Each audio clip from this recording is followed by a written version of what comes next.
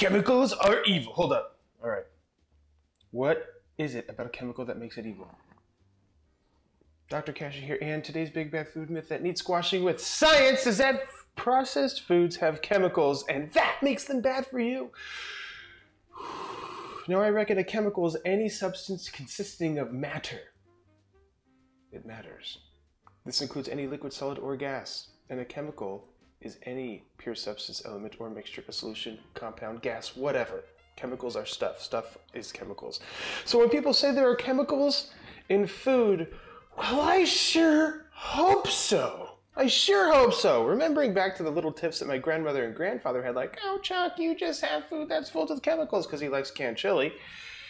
And he was like, damn it, woman, you can spend $300 at the store and not have dinner, because she would just buy ingredients. And then there's a guy I sat next to at that convention who's like, I would never eat these chemicals, and he was like flicking the Splenda to pack it right. Now, they represent a large population, and processed foods are consistently blasted for being full of chemicals. And over the years, the anti-chemical sentiment has gotten stronger, and a few more slightly less nebulous players have entered the arena. Books, blogs, articles, and other material, the words additives, preservatives have popped up alongside chemicals. Okay, and just like chemicals, additives and preservatives are ill-defined or not defined at all. And there are multiple ways to define additive and preservative depending on the field you're in, even if that field is the general population, right? And the definition that makes most sense to me, the one in nutrition science, is a substance added to a food preventing spoilage, improving the look, enhancing texture, flavor, and improving nutrition profile. Pretty broad, right? Yes, it is supposed to be broad. There are thousands of individual foods fitting the description of food additive.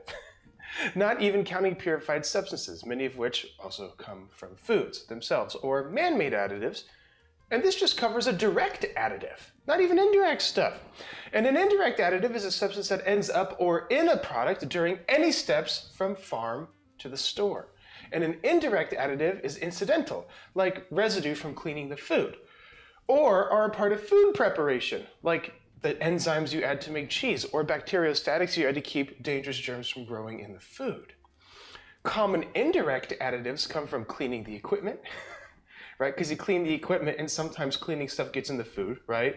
Cleaning the food itself, material from the packaging, like microscopic cardboard fibers. And don't forget the most popular indirect additives, pesticide residue and herbicide residue. And common food preparation additives come from killing germs, concentrating the food, extracting the food, decolorizing the food or colorizing the food, and changing the pH, the acidity or alkalinity, as it were. And direct food additives, which are ingredients on the label, need to have a clear and proven purpose, and that purpose must be met with the amount of additive in the food. For instance, if you have an ingredient that keeps infectious germs from growing, it must actually be enough of that ingredient to keep the germs from growing. All right, glad we had that covered. Indirect food additives, they don't have a purpose in the food itself, in its final preparation anyway, and are in tiny amounts. You need enzymes to make cheese, but once the cheese is made, you aren't going to dive in with molecular tweezers to pull the enzymes out. Besides, they just add to the protein content anyway. Remember, at the very least, food has been through primary processing and contains indirect additives. Not only is that how food gets cleaned and transported, it's the only way to determine if it's safe. During that cleaning inspection, during that cleaning, inspection, and transport, they pick up residual stuff along the way, like what was used to clean the food or the machine, which again, aren't on the label. All direct and indirect food additives must be safe for long-term consumption. Newer additives must have multiple research proposals and studies done and then be evaluated by the FDA, not just the people running the research. Older stuff that's been in the food system forever and has an established safety record by virtue of its long-term use, but not necessarily by scientific study, is called GRAS, or generally regarded as safe. The GRAS list was made over 60 years ago because the Food and Drug and Cosmetic Act was going to be changed to include food additives, and this would mean everything in the food supply would have had to undergo massive studies all at the same time, and the US food supply chain would have ground to an immediate halt, and we would have all starved because scientists would have had to scramble to research whether or not baking soda vinegar vitamin C was safe to put in food, because it wasn't on the list when it was made, right? So additives can still be added or axed from the list, but that's the general idea. Shoot, spices are food additives, and nobody ever says that. Nobody ever talks about that. So from the perspective of the average person, I can see how there would be some terrifying chemically sounding stuff in food. 2-dihydroxyethyl 3,4-dihydroxy-2-hydrofuranone. Say that 5 times fast. I've had practice.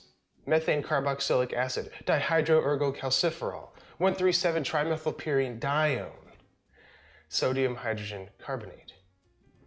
Because there's so much hoopla around chemicals, and chemical education is so bad, manufacturers are allowed to use more common names for these ingredients. So the above list was vitamin C, vinegar, vitamin D, caffeine, which some consider a vitamin, and baking soda.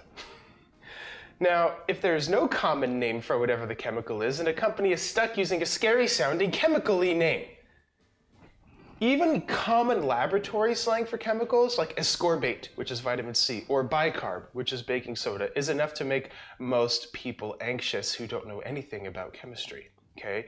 In megacorp speak, if you're able to manage the label that doesn't require a high school education to understand, then you've struck gold with a so-called clean label, where there is nothing that sounds like a chemical.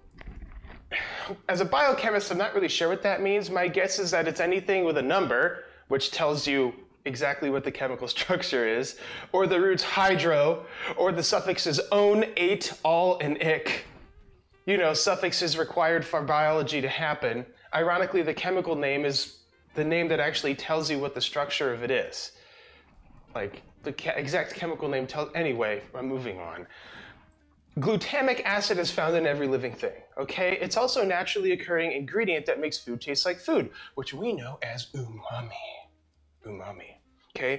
A science dork was like, woo, this is a nutrient and a flavor. Let's add it to foods and make it taste better. Woohoo! Now, there is no common name for this food additive, so companies had to use the real name, monosodium glutamate. Ring any bells?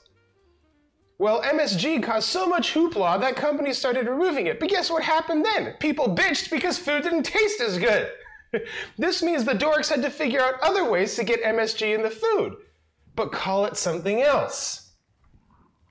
Thankfully, a biochemist on the team was like, bro, glutamic acid is in every living thing, like ever. So any food scientist can be like, sweet, let's get a living thing, process it and concentrate it, and put that in the food and still call it the original thing.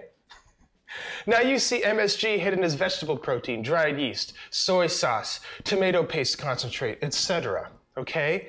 Chemicals that are in foods naturally don't need to be on the label. Glutamic acid is the same whether it comes from a beaker in my basement or the rotted soybeans that we call soy sauce, or from dried, ground, and extracted corn people call vegetable protein. This is part of why food science is so hilariously important today. You have to complicate food processing even more, use even more chemical methods, and perform complicated engineering to make the label sound less processed. And to that end, whole foods are whole because of the 1,000 chemicals that make up the food. Some sound scary, others do not. Baker's chocolate, which we have discussed previously a little bit, has only been ground up, melted, and then formed into a bar, has nearly 1,000 chemicals in it before other ingredients are added, either at home or by the food processor before it's further transformed into something edible. If we took the chemicals out of food, we would have no food left! And that's unfortunate for people scared of chemicals, right? For many alarmist foodies, chemicals and additives are the reason why foods are unhealthy, unnatural, and not real, which is what we're going to be covering next time. Tell me what you all think in the comments. I think chemicals are fun. Tell me what you think.